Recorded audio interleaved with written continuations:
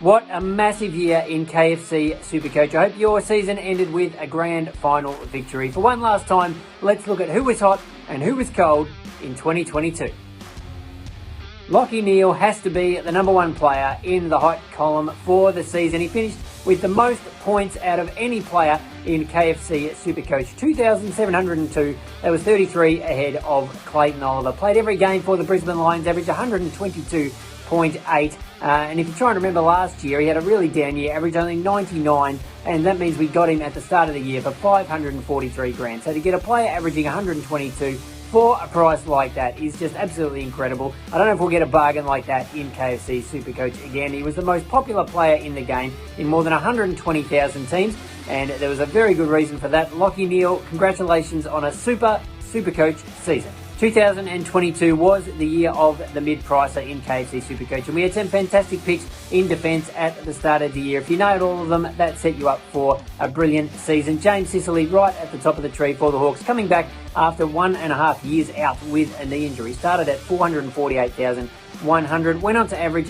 113.5 points per game, which is the best of his career. I thought if I could get 100 out of him, I'd be happy at that price. So absolutely sensational. Finished on a high with 134 points against the Western Bulldogs, which was fantastic for us in the KFC SuperCoach Grand Final. James Sicily will be one of the top defenders for consideration in 2023.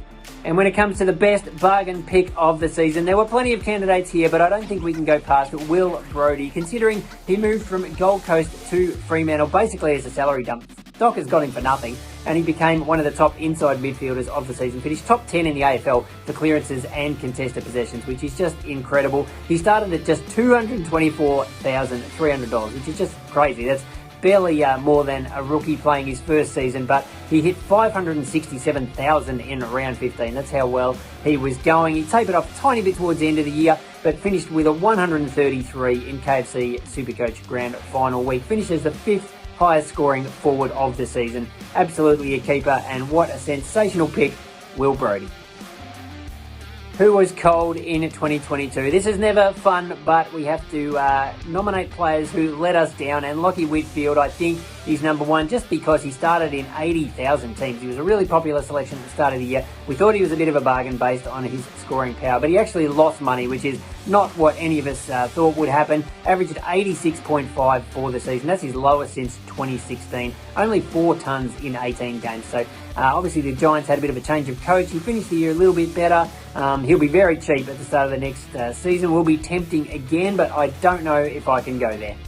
A lot of us picked Jack Crisp at the start of the season for his durability. We were worried about injuries, and that turned out to be correct, and he was extremely durable. Played every game, took his consecutive game streak to 184 without a miss. So absolutely tick that box, Jack Crisp. And in the first half of the year, he was fantastic. Averaged 105 points before Collingwood's bye with 10 tons. So that was exactly what we paid for, but then all the wheels fell off after that. I'm not really sure what happened. He seemed to have a reasonably good role playing through the midfield there for the Pies, but post-bye averaged only 78.6 points. Only the one score over 100. He only just got there too, and he finished with a 61 against Carlton, which was about summed up the back end of the season for Jack Crisp. As I said, the role seemed to be there, the points just weren't, and I don't think I'll be picking him next season.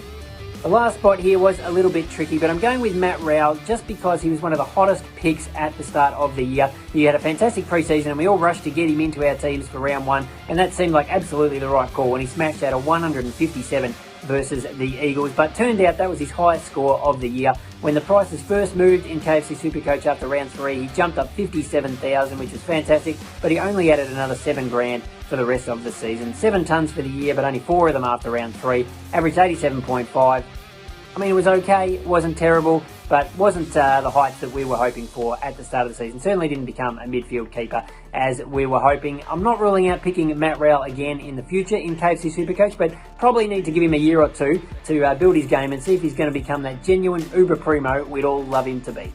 That's it for 2022 KFC SuperCoaches. It's been a fantastic ride. Thank you for coming on it with us. Hopefully you'll be back again. The next preseason isn't too far away. We'll have trades and drafts to talk about very soon. So stick with KFC SuperCoach on all your socials, on YouTube for lots more great content. And if you like cricket, KFC SuperCoach BBL is not far away.